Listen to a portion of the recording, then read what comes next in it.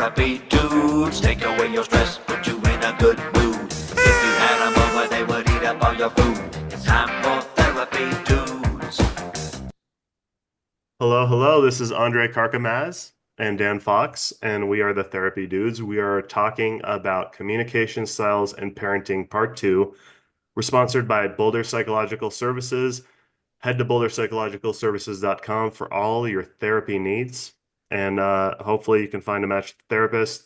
Dan's pretty full. I'm always open. I'm just not as successful as him. So let's jump right into it, Dan.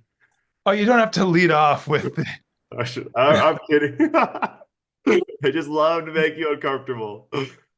Uh, oh no, that felt glowing. I was appreciative. I was like, oh, that's true. But you're I don't great. want you to diminish yourself here. I know, I'm kidding. I'm also pretty full. There we go. I'll just say. Well, and I've also, I mean, I've had the privilege of doing this work for longer than you've been alive. So Yeah. it's Well, all the wrinkles on your face show the wisdom. So I think I would choose you as well. keep it up. I'm going to start talking about your gray hair. Okay. I'm sorry. I'm sorry. I'm sorry. I'm sorry. All right, we're getting personal on this podcast. We're talking about parenting and communicating with our kids, especially around rules, boundaries, expectations, responsibilities. Yeah. And I just want to put out there that Mm. I have historically been um, a passive aggressive uh, parent in my communication style when it comes to my kids and screen use.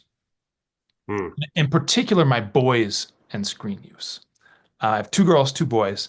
The girls are um, since social media tends to be the more challenging thing for girls, right? Like I've been lucky that neither of my girls are really that into social media, so they haven't kind of That is lucky. yeah, they haven't had the sort of anxiety and depression and obsession that kind of uh, has affected a lot of girls. Um, my boys are gamers for sure, and they spend a lot of time gaming. Um, although gaming is a little less clear when it comes to, is this okay or is it damaging? Whereas social media, especially for preteens and early adolescents, is clearly causing mental health issues. In some cases, games can be um, teaching some cooperation, teaching some problem-solving skills, something that provides some enjoyment, doesn't make kids more depressed. It's only when it gets pretty uh, addictive and starts to um, limit kids in their ability to socialize and their ability to accomplish other life tasks, start to sacrifice their sleep. Right when we see things around their, the functioning of their life and their relationships getting messed up, that it's a problem. And for both my boys at different times, this has definitely caused problems with sleep and getting homework done. Yeah, it And depends on what games get released, right? what time they get released. Yeah. Yeah. Because they love to drop this stuff at midnight, the updates, because they know that, kids will stay up all night and just skip school the next day. It's true. That's true. How do you I know this is an ongoing battle between you and your children. How do you handle it? How do you communicate around it? What style do you gravitate towards still? You've kind of been traditionally passive around it. I know you Well, talk I'm the about. passive aggressive in the mode of passive, passive, passive, passive, passive, and then that's it. Like Okay. enough Okay. is enough, and then I like throw down the gauntlet. The best rhythms that we've gotten into are when we have weekly meetings with the kids, and during those meetings, we kind of go over expectations of, stuff they're doing around the house with chores and screen boundaries and their academics, as well as just other, goals that they have and things that they have going on in their life. And when we set those up, which I would, highly recommend for everybody, right? But when we set those up, which usually happens on Sunday, we just, have have those during the once a week to sort of set up the next week. It gives me a chance to proactively think about what I want to talk about and to prepare myself and be in the right sort of headspace and state of mind to be able to address these issues from a calm, neutral, assertive place, as opposed to if I just am passive, passive, passive, trying to ignore it, getting a little frustrated, still trying to ignore it, just not wanting to deal with it in the moment. And then it builds and builds and builds until I'm just like, that's it. Get off the damn screen. Or You like know better. I'll just go and I'll grab the cord to the router so that I shut down the internet in the whole house. Um, which has there's been two times when I do that. One when I'm just, finally hit a limit. The other when I need help getting the house cleaned up. That has often been the best way to get everybody's attention because all four of them will eventually creep down the stairs and just peek over at where the router is to try to figure out what's going on. I'm like, hey, 15 minutes. We all got to put in 15 minutes and then we'll like get this place in order. And that one has been, less aggressive, right? It's often with no notice, but usually at this point, they realize, if the internet has suddenly gone off. They know what's up. Yeah. And and that's mostly been because if I just try to get them downstairs, it's it's like a 20-minute process. And, if I pull the plug, they come downstairs and usually, know that it's just time to deal. Time.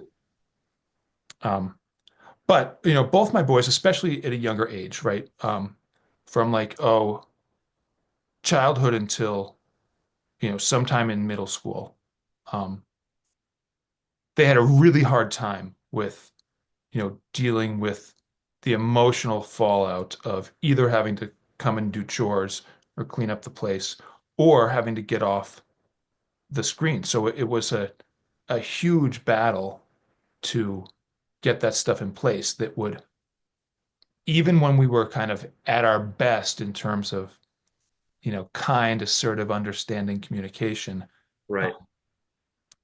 they would be, really, really, upset as if I'd, taken away their most important possession, which is, a sign of being, kind of hooked on the screen in a way that's not emotionally healthy. And I mean, I gotta say, if I'm somewhere and my phone dies, I'm a little, frustrated, bummed out Oh, too, right? I'm not tantruming oh, because that's not true. You definitely tantrum. I'm tantruming, but only you notice it, Andre. Only you, because I take it out on you. No, Yeah, that's our relationship. You get all pouty, you don't say goodbye, you just leave. I'm kidding. no, Well, I know. But I also think like I've known throughout just, my entire, I don't know, adult life, because I've worked with teenagers, right, since I was a teenager, um, that I can communicate very well with teens and really kind of understand what they're going through and can connect in a decent way. So as my kids have gotten into adolescence, it's gotten easier and easier for me. So my oldest son, who is now 18, we're at a good place with this stuff. His challenges are mostly historic. He still is on the screen a lot, but he takes care of business around the house. He does decently in school now, and things are at a better place. I know you're looking at me skeptically because I've complained about him before, as we're warming up for well, he's getting basketball. his classes together, right? I mean, right now he has like uh, above a 3.0 average in all of his class, right? He's got one C in AP Calculus, which is a very hard class, and I don't fault him for that, but the rest are B's and A's. And Nice. right, and that's without any um monitoring on my part. I peeked at it the other day just to see where it was at going into spring break here, and that's where it's at. But I haven't been, on his case looking and seeing where the grades are, where the missing homeworks are at. He's been totally self-managing it, which is great. And he'll do stuff around the house just because he sees that it needs to get done. Like the other day, it was windy. When he got home from school, he pulled the garbage cans into the garage, which is our, windy day protocol. Um, and Wow. I was stunned. I'm like, who stole the garbage cans? And shockingly, Eli had put them Put 'em in in.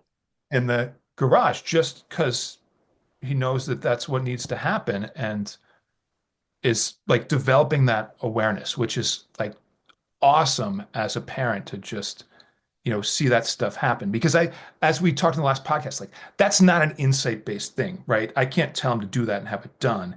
It's a developmental thing to have that awareness and to have that like delay of impulses, right? Delay of gratification to go and take the time to do something like that. um, with my almost 13-year-old, he's better now. He doesn't tantrum when it's time to clean or get off the screen, but he's not like on it the same way that, I think he will be in the next year or two as he like goes through early adolescence. Right. Well, I I I imagine it's going to shift into that kind of learned behavior over time because I think you've changed your communication style around it too. I think you've worked on it. There are times where you tell me like, I really don't like how I reacted, but you express all the frustration too, which it makes sense. Um, I struggle with something that actually I would want your advice on. And I'm sure there's a lot of parents that, all five of our listeners, hopefully one of them is a parent that struggle with the same thing.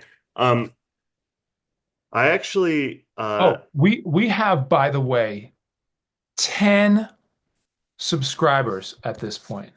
okay, wow. Right? Isn't that amazing? 10 Thanks for believing in subscribers. this. And there was some massive amount of uh 140 plays all time. So Wow. For things which are right, things are moving, Okay, I don't know. I don't think okay, great. Wow. Okay. Those aren't right? like huge numbers, but I'm Right? like There are legions of people listening and regions. getting Well, thank you, people. But here's something I wanted to bring up around this. So I feel like I've tried. I feel like with electronics, I am very passive. I'll just be honest. I'm pretty passive, and maybe that's not the best way to go about it. But their mom is pretty aggressive. So I don't feel like I need to be, and I don't know if that's like helpful um for me to like jump on that. But one thing I find myself really struggling with is the 12-year-old has a lot of anger. I Hmm. think I think she feels a lot of pressure. I think she's struggling with things around her biological dad, like she misses him, stuff like that. I think I think there's just a lot going on, and she takes out her anger on the two younger ones. And I've tried repeatedly to communicate about it. I mean, you walk away, she's in the room with the two of them. She's taking something out of their hand. That's mine. Don't touch that. Like that kind of stuff, right? Yeah, She's kind of territorial. And for things that she doesn't need to be like monitoring, but she's always monitoring them. yeah, And I find it extremely frustrating because I've tried to explain to her a million. She's 12, the other one is 6, the other one is 3. Try to explain they can't think the way that you think. They're way more impulsive than you. yeah, Like it is completely not helpful to hear them crying every time I step out of the room, like screaming and crying, right? yeah, And this has become a behavioral issue, and I have become more aggressive in my communication, and I'm not proud of it. I don't think it's helpful. I feel the disconnect between her and I as a result, right? yeah, Um, and it makes me sad. Like it makes me sad that I'm not able to communicate in a way that comes from a more regulated and understanding place. Because the truth is I'm frustrated at her for constantly, like almost, I mean, literally constantly, Yeah. And I've suggested therapy and all this stuff, and we're thinking about like what route to take. But I'm also sad because I know that she's hurt, Yeah. and I don't know how to address all the pieces. And I find myself tired at the end of the day. And I know a lot of parents find themselves in the same predicament. They work all day or they have all their obligations. Moms or dads who are stay-at-home dads or moms, they work their ass off like taking care of these children and cleaning and doing all these things for the household, and it's just not helpful. Like at the end of the day, you're exhausted and you want peace, right? Yep. And my idea of family was always us connecting, at the end of the night, and that's what I try to do every night. But there's screen addiction, right? There is emotional, there's like that aggression that she's kind of taking out on the other two. I mean, she's not like hurting them or anything, but she's being kind of mean. Yeah. Uh, and my communication is gone from kind of more like tell me why you're feeling this way, let's hear it. And what comes out is a bunch of aggression, and anger from her. And I try to help her through that. But I imagine, and actually I'm sure you experience this too, most of my clients who have kids, they experience one or two of their kids doing something like this. It's seemingly irrational. Sometimes you can't pinpoint where this emotion is coming from. You can have heart-to-heart conversations 1,000 times. The same thing repeats, right? Yeah. Is it helpful to switch communication styles at some point? Um, well, let me step back into a framework that I think is helpful because I'm not sure how to answer that question. I think Yeah, it that's the fair. answer it depends, but I think it's really useful to do what you're doing, which is to recognize, okay, there's a pattern here that I want to work on, and that the first part is trying to understand, what is actually happening, how is it happening, why is it happening, and, Right. and to really just kind of dig into it when you're not in the heat of the moment. Yeah. And this is something that I think is extremely important for us as parents. And it's often something that's not that fun to do because we don't want to be dealing with this stuff when we're not in the middle of it, right? We want to just be getting a break and thinking about other things and doing other self-care.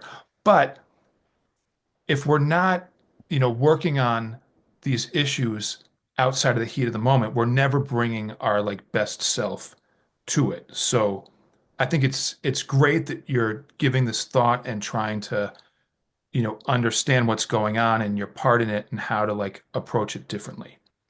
And the the second piece um, we want to get into is, all right, well, what would be your intention? What would you like to see happening? And I want to put a big condition on that, which is that we need to assume that she's not going to fundamentally change how she's approaching this for like a year. I think years. Yes, years would be fine too. But, developmentally, like her being 12 and having some of the, additional sort of thoughts and emotions that start to come up in that budding adult brain and being able to judge and compare and compete and to play that out on her younger siblings Right. is often really common. To be the oldest sibling and just sort of teeing off on your younger siblings just because you're bored or just feeling a little bit off just as a way to kind of like get out of Regulate. yeah, just to regulate yourself by like taking a swipe at Like, them. oops, he accidentally fell again. I don't know how he fell. I'm like, he doesn't fall only when he's with you and I'm not around. Right. And so this is not, a shocking thing to have happen. And I think it's important to understand that it doesn't go away with one conversation, right? It's not an insight thing, it's a developmental thing. And we didn't get into this last time we talked about this in the last podcast, but the only way that developmental things go away with one conversation is if you scare the shit out of them, which is the worst thing to do for your kids. right? Right. If you just make them scared of you and fearful for their own physical well-being or psychological well-being, if they don't comply, you might scare them enough that they like That freak behavior is out, distinguished. right? Which is a disaster for learning how to control these impulses, right? Because they're not getting to understand it better. They're just getting scared of you. And So it's going to go we're out in a not, different way. what's that? It's going to come out in a different way. It's going They to come they out in a different stop way. doing that, but they might do something else. Right. And it might not be aggressive. It might be just, having anxiety or being depressed or Right. performing worse in school. Um, Yeah. so to to be able to like relate to the idea that this is a journey that the two of you are going to have together, and that each time something comes up, it's an opportunity to connect and to have a unit of practice, right? Just the same way that we need lots of practice to learn how to walk, developmentally, she's going to need lots of practice to Yeah. learn how to be empathetic and kind and Yeah. giving her siblings space as opposed to approaching it the way she wants to, which is to have power and control and have a little fun, usually at their expense. But you can't just explain that to her and have it go anywhere. She's got to, gradually get it in her bones over time. And I would use a variety of approaches, right? You can, pull her away from the situation, talk to her about how she thinks her siblings are feeling, how it makes you feel, other things that she could do instead to get these needs for control or power met, other ways that you could give her, attention or roles to do around the house that would make her have that as a substitute for, Yeah. what she's getting from her. Like there's a ton of things you can do, but Right. I think if you don't assume from the beginning that no matter what you do, even if you do it well, it's only one unit of experience in something that needs many, many, many I like iterations of practice for right. it to get in her bones. Like It's drops in like, a bottle until we fill it up and cork it. yes, it's like Yeah. me learning how to shoot the basketball. You're still learning, by the way. Got a long way to go. Yes, yes, I do. I'm kidding. But nothing you can verbally tell me is going to magically solve it. Right? It might help a little, might give me something new to think about, but I need to practice, practice, practice, practice until it gets in my bones. And Yeah. that's what she's going to need. Right. And it's not going to help when you're passive or aggressive. Right. But here's the thing. You internally want to learn how to shoot. And by the way, in real life, you're a pretty decent shooter, just so the audience knows. But I don't, this is where this is another part of the struggle for me as a parent. And I wonder how many parents can relate to this part. It's the seeming lack of empathy that really bothers me around this, right? It's the seem like when you But said we why is have she to create supposed to be empathetic? Empathetic is exactly, not like a 12-year-old's lead emotion. That comes exactly, like in late adolescence. Unless she was empathetic her entire life, which usually is not, wired into somebody early on, right. right? Of my four kids, I would say, one of them was, naturally aware from the beginning. The other three are fine, right? It's not like they have a deficit there, but But they it took them are time to like build that. attuned just naturally. Yeah, it took them time to build that. Yeah. God, this is where it gets frustrating though. It's like, is empathy something that we should inherently have, or do we have to Is learn? calculus something that she should inherently know? Well, that's It's really complicated, but empathy is like putting yourself in someone else's well, no, feeling for other people, right? I And think that's where it either gets way is a fair definition. But right. why do we naturally do that? I Some don't I people don't know. I feel some like people might naturally go to that the same way that some people naturally are artistic or are physical in the right. world, right? It's just their innate wiring.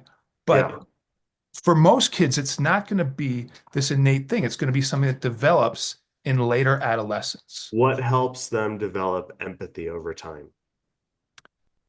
when you're in a calm, connected space, drawing her attention to imagining what the emotions and feelings of other people are, how she would feel if she was in that situation.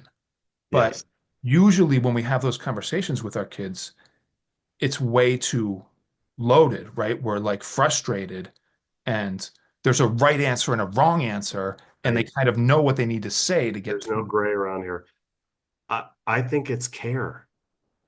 I think teaching, like building a genuine connection with adolescent Yeah. and youth, um, teaching them, like building that care between you and them so they can understand impact. Because intention versus impact is something adults in couples therapy try like come to us to try to learn, right? Yeah. Like it's actually really hard to learn. Right. So why are you expecting it from a 12-year-old? Well, I'm not actually. Jump, boom. Yeah. No, just kidding. He's gonna hit me, guys. What it is really is I catch myself real like having that thought process and going, this is unreasonable. But there is a part of me, like it goes against the value of mine, right? As a parent, like I think empathy is really important. I think caring about other people is really important. I think you should love your siblings. I think it's sad when siblings fight and don't talk for years and families break up.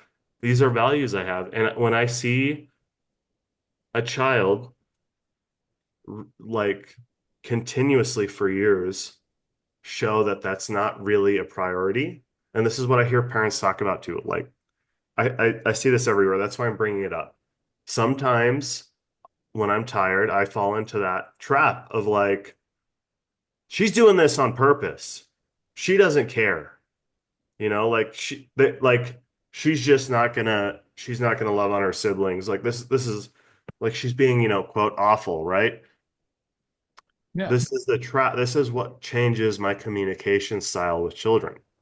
It's my own story on what's going on that shifts. It's not what's actually going on that's shifting. It's me that's shifting as a parent. Right. So I think it's important to see we have to catch the stories we have about these kids. And some people, like you said, are born naturally with more empathy. Some people have to learn, understand empathy. Maybe they never felt like someone attuned to them the right way, and maybe it's by no lack of trying by the parents. Remember, intention versus impact, right? Maybe the impact just what didn't land the right way. I'm certainly not perfect in any relationship, but I'm willing to learn. And I think parents need to adopt this mentality when it comes to communication styles and understanding what's effective and not effective, because you're shifting your communication style based off of your narrative about what's going on and not what's actually feasible, what actually is happening with the child, why the child is doing this, right? Yes. 100%. You are nailing it. I love what you're saying here. I think it really is resonating and it's spot on. And you claimed that you were a little tired today, but no, like you're crushing it. We're talking about something I'm passionate about, right? Like, and it comes from my heart when I talk about, the kids, and family is a very important value of mine. So it's so interesting how when we talk about something passionately, it just wakes us up. Mm. Also, I'm always afraid you're going to hit me if I do something wrong. You're just so much taller and Folks, we're on a Zoom. he's scary. You've not seen his mean face. You'll never see it. Andre is secretly really buff. I'm I'm I'm like old and feeble, right? You like nudge me the wrong way, I crack a rib. That did happen, didn't it? Yes. I'm so sorry. It wasn't me, by the way. It was someone else in basketball. He had to take like 2 weeks off. Two Uh, weeks, 6 weeks for a rib. Don't oh, confuse the listeners. I'm sorry. I just Don't give bad wanted them medical to advice. think you were, resilient. I'm sorry. Before we wrap, something important I want to make sure everybody remembers. Uh-huh. On Friday, March 21st at 4:47 p.m., Andre Karkamas said that I have an outstanding basketball shot. Therapy dudes. Therapy dudes, take away your stress, put you in a good mood. If you had them over, they would eat up all your food. It's time for therapy dudes.